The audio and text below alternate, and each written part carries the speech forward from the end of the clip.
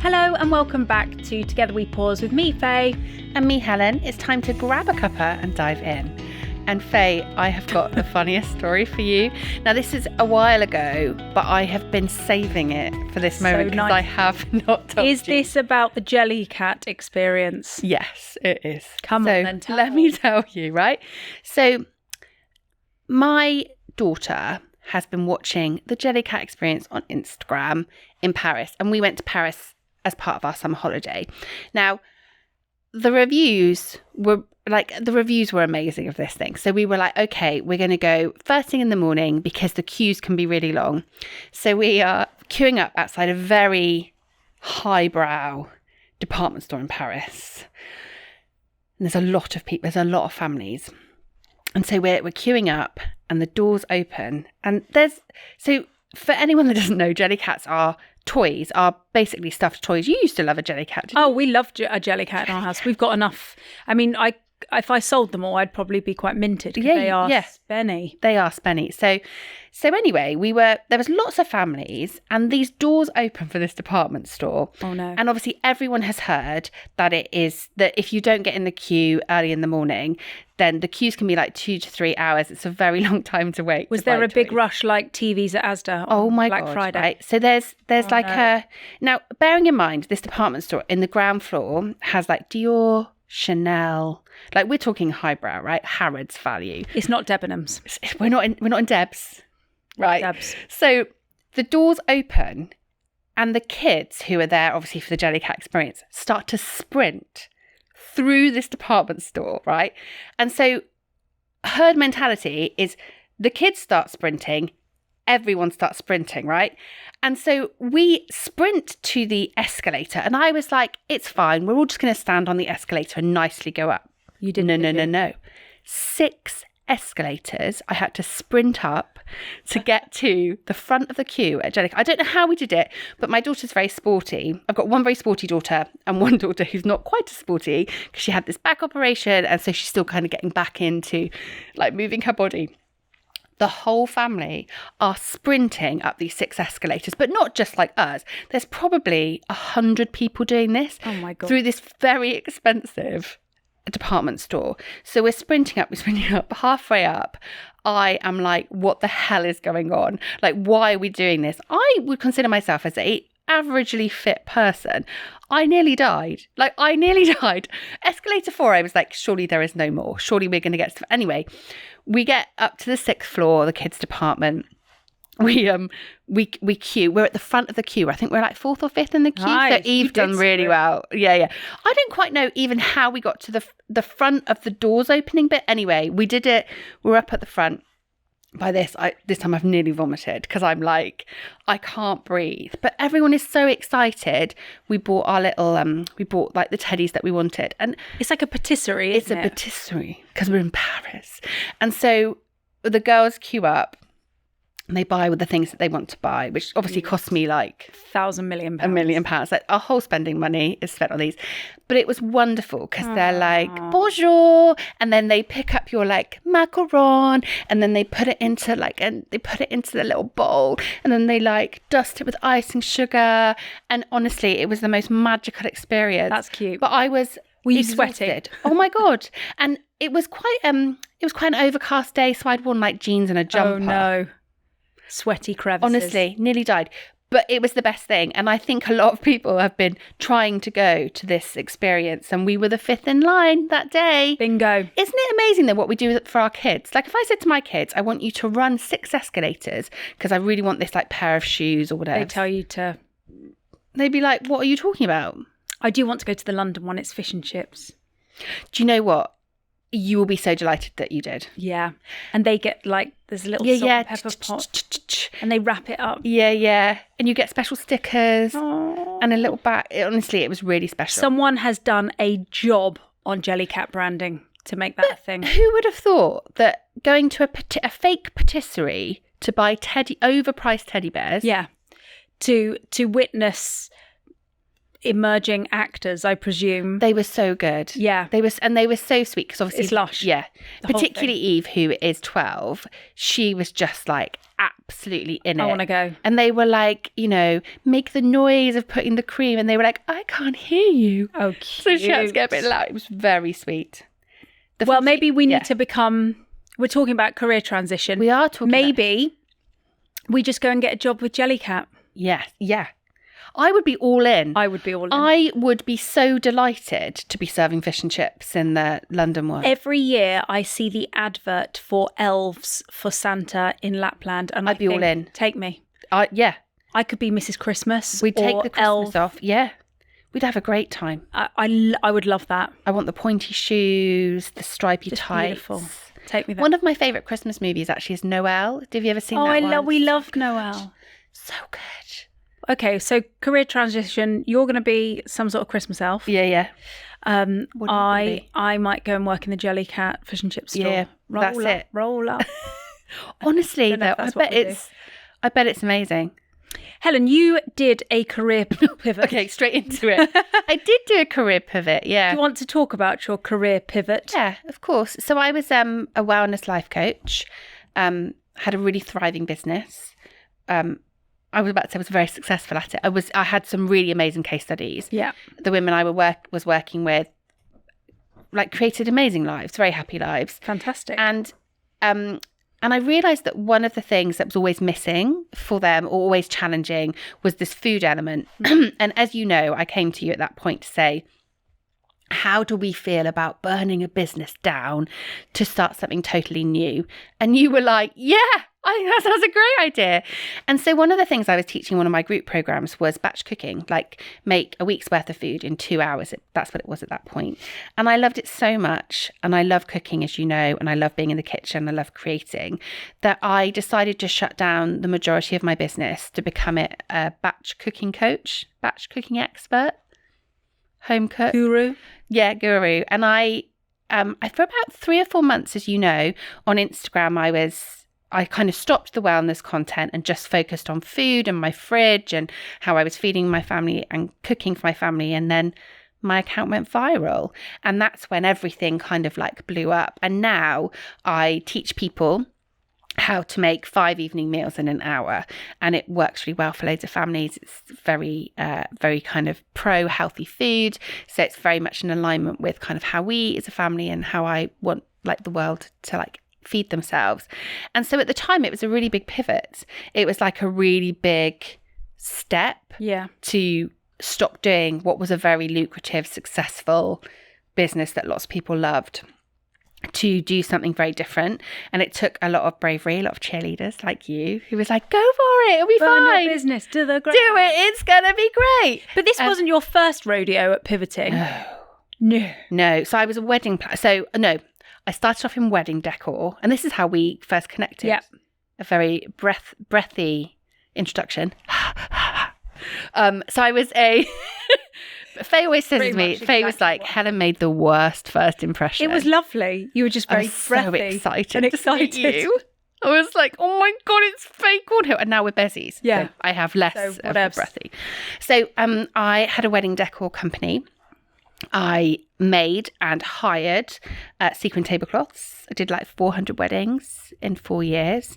And then it's a lot of washing as well. I can tell it's a lot of cake stains out of sequins. It's quite hard to do.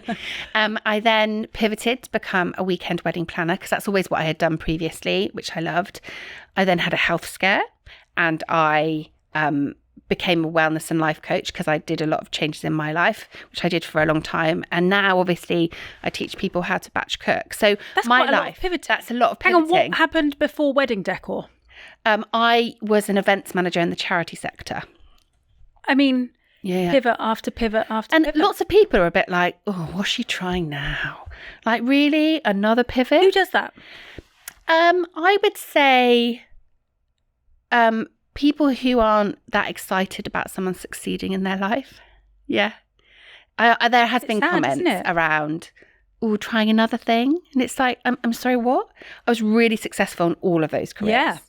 And actually I'm now, I would say, successful in batching. Like, I love it. And I'm teaching thousands of women that cooking every day doesn't have to be laborious and awful. It can be much easier. I love a little mini reinvention of one's life. Well, let's think about Madonna. How many times has Madonna reinvented herself? Let's think about Taylor Swift. Yeah. Every era, she's a new version of herself. Yeah. Like, why do we berate people when they want to change and transform? It does happen. I've heard people say exactly that. Oh God, was she flogging now type thing. Not necessarily about me, but about other people who are trying to, you know, change direction or try something new. It's a bit miserable, isn't it? It's really miserable. Because if you were just like age 21, you become an accountant and that's what you do for the rest of your life, no one really bats an eyelid at that, do they? No, they don't. They really don't. And actually, I think depending on how you view success, some people think about money, some people think about lifestyle. As an entrepreneur, one of the metrics we can look at for success is Instagram and social media followers. I've got, I think, 260,000 followers on Instagram. I know, look at me, popular. But, you know, like actually, there are 260,000 people who are interested in what I do and interested in how I do it. Yeah. And actually, it is a metric of success. It's not the only metric. You know, my metric is how many times can I go on holiday a year? Once a month, please. Once a month. And how many uses can I find for sweet potato? That's like, how many recipes can I create around this ingredient? And it's like, actually, I think pivoting is about searching for something new. It's about wanting to try something new. Yeah. As you know, when I pivoted to become a batch cooking coach, I don't really call myself that, but if that's what we would call me, I wasn't the most confident cook at that point. I wasn't the best cook in the room. I just knew that the way I was doing something was different to the way everyone else was doing it. Yeah. And actually, it's not about being the best in the room. It's about having a passion and a desire to change something. Yeah. And I think a lot of the time with career transition, people are really scared. Like, do I have transferable skills? Will I be accepted in this new sector? Can I even, like, do I know the terminology? And it's like, we all have transferable skills. And when you left your corporate job, which, let's face it, was I'm guessing a well-paid, responsible job, for you to be a wedding photographer, I bet a lot of people were like, what? Yeah. People thought, a couple of people asked if I was ill. Are you having a mental breakdown? Oh, is there a problem? A lot of people asked if we'd come into money. Like quite the opposite. Like, I'm not going to have any money now. We are broke. Yeah. And yeah, on paper, it was not sensible to walk away from the corporate job with the pay rise every year, with the company car, with the career ladder, with the private health. But I just had I trust my gut. Even though sometimes I get really bad anxiety in my gut, when I get a gut feeling for something, I trust that over logic sometimes. And I just had this feeling I have to do it. And if I don't do it now, I might never do it. Yeah. And I'd always rather regret, I left my job and things didn't work out. I'd always rather regret doing it than not doing it. Like, the price of the regret of not doing something is so high, isn't it? Can you imagine being like 90 and being like, I never did it? I just think people must end up so bitter. And I think that's partly where some of the judgment comes that you've received, is people are itching to change, but they haven't got the balls to do it. No, because it does take. Well, it's huge bravery. I had a really successful wellness company, as you know, a thriving membership. I did great programs, huge change for some women, massive shifts. And even for them, they're like, oh, so you're teaching cooking now? And you're like, yeah, because I believe that this is really important, and I'm really inspired by it. And the thing is, other people's opinions do not pay our bills, do they? And they're none of our business. And they are none of our business. And ultimately, I know that all of those chapters that we've just talked about were really successful. You know, like the wedding hire company, I won 3 national awards for the company. The wedding planning phase, I did incredible weddings at some of the best venues in the UK. The wellness stuff, I think about the case studies of women who have pulled their life apart, burned it to the ground and started again. Like, amazing. And now I'm changing people's habits around food. And I just think I'm just so delighted with all of those chapters. Yeah. And do you know what? Batch cooking might not be the last one. I might do something there could be something else, couldn't there? This is a new chapter. This is a new chapter. You know, we've been talking about poo and vaginas and internal stuff and thoughts and feelings. And actually, who knew that this would be a chapter? Yeah. I think if you keep your eyes open, your life can go in ways that you would never have thought, you wouldn't have expected. There's no way I would have thought my life was going to go the way it did. But I'm so glad it did, because when opportunities present themselves, most of the time I'm like, all right, maybe that is a thing I should do. Yeah. And you know what my brain is like. Well, we've just been having a conversation about something very off-piste. That is wildly off-piste, but who knows? But the thing is, some people aren't resilient enough or brave enough to make the change. Yeah, I do think you've got to be quite...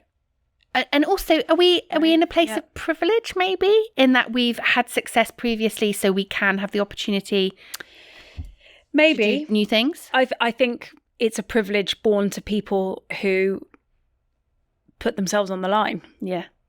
Who make difficult decisions in difficult moments. There's actually a photo that I have of me and Phil and the two kids stood at the front of our house.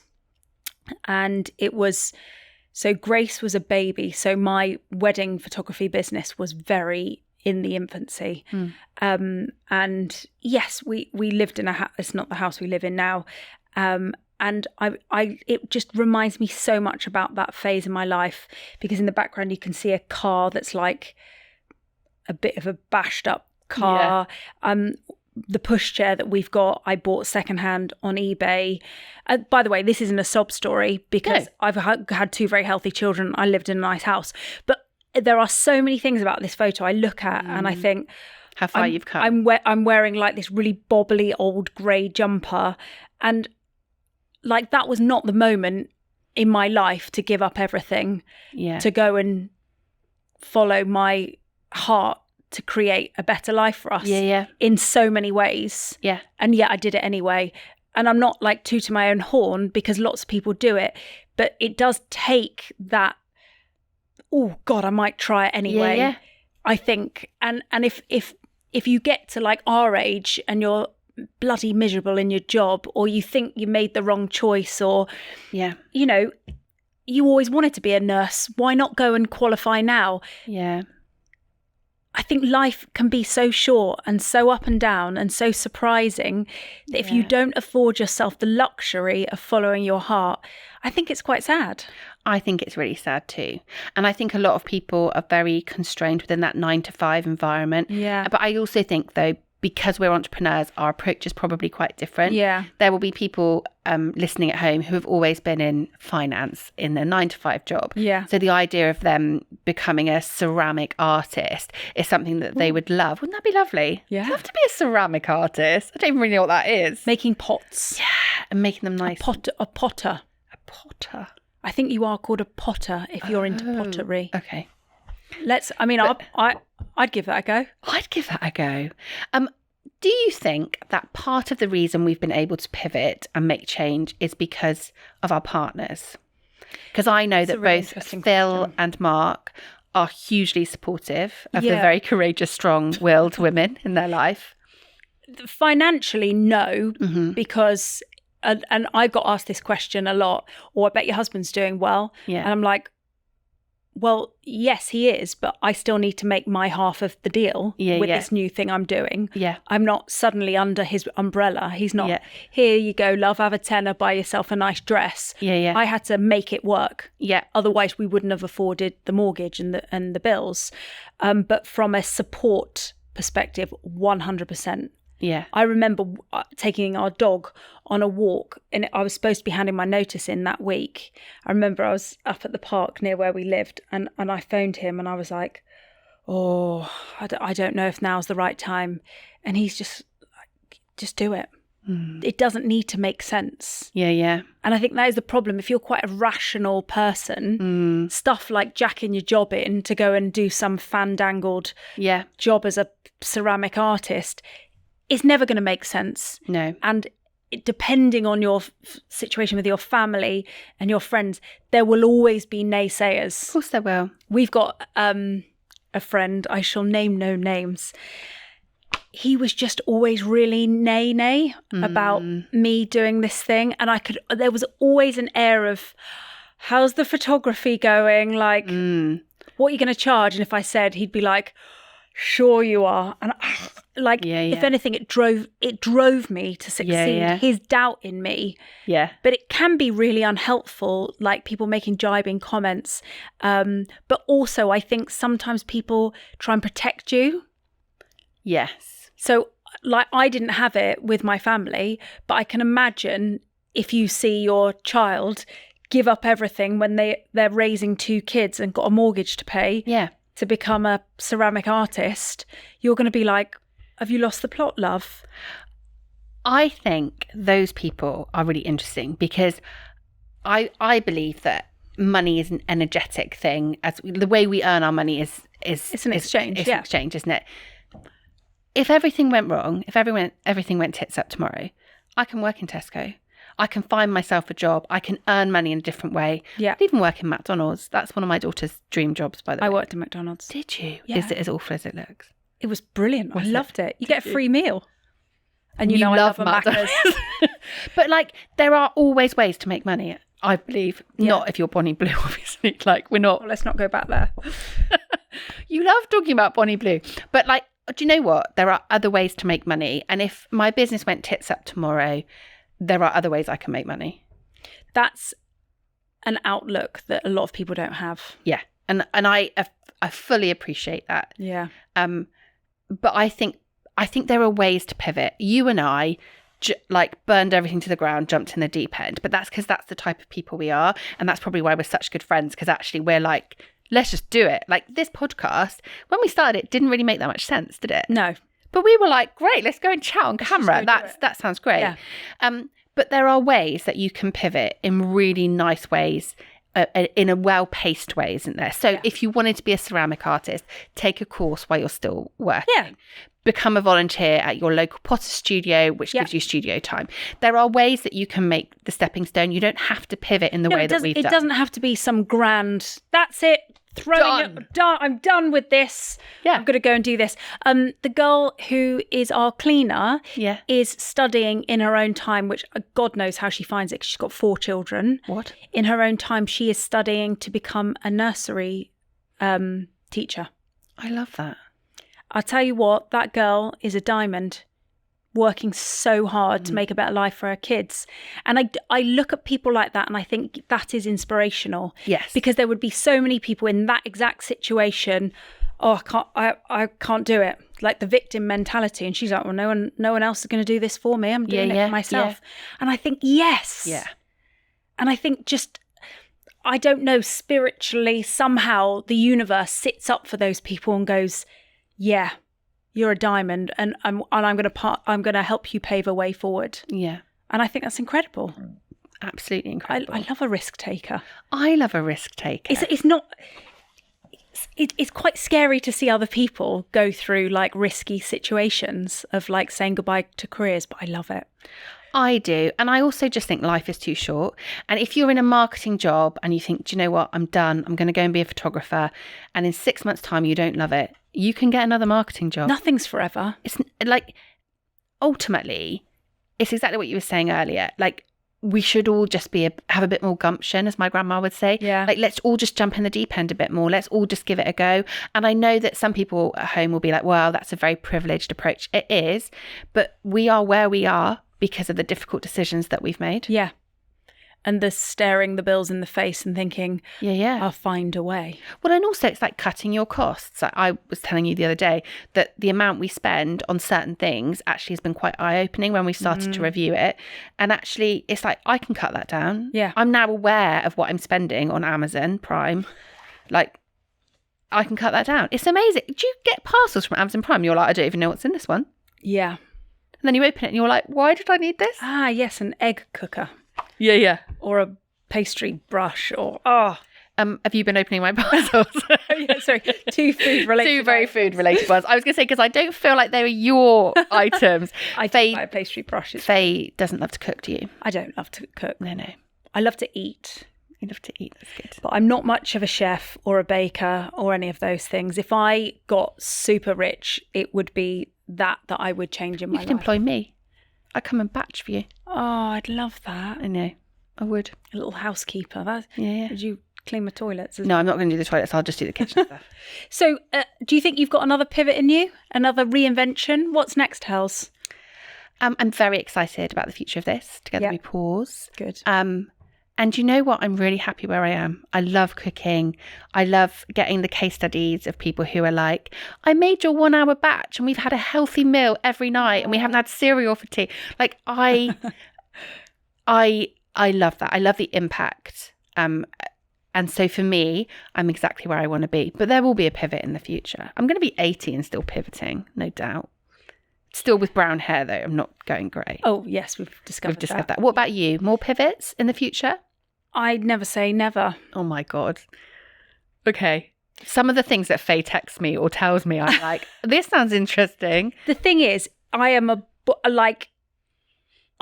born entrepreneur. I know. In my bones, I'm like, I love everything about making money. I love everything about business. Yeah. And it's been a real privilege to help other people with their business. Well, you're amazing at it. Because I love business for myself, but I almost get more from helping other people with their business.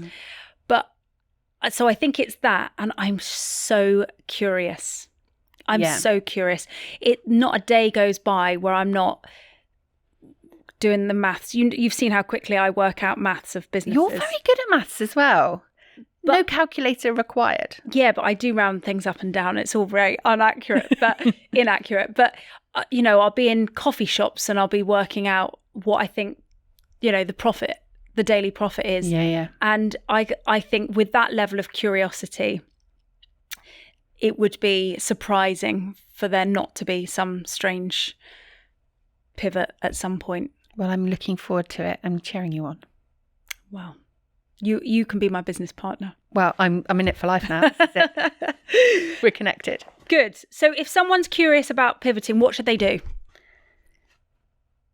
I would be curious. Yeah. Like my first gut was like make a pros and cons list. And actually, I don't think that's the right thing to do. Okay. Only because a pros and cons list feels quite a rational thing to do. And I think a pivot is not a rational thing to do. No. I think be really curious, speak to people, make contacts. And if you feel able and if you feel in a position, just jump. Because the worst that's going to happen is that it doesn't work out and that you can go back to what you were doing before. Because we don't know until we know. We have to try it, don't we? And time again, you speak to people who've done it who say, my only regret is that I didn't do it earlier. Yeah, exactly. Amazing. Let us know about your pivot stories, whether you are going to make a career change or if there's any advice we can give you. Because as we've seen, I'm a cat with 9 lives. I've got many pivots left in me. And I would be happy to share any of that knowledge. I'm sure you would too. So thanks for hanging out with us and we'll see you next time. See you next time. Bye.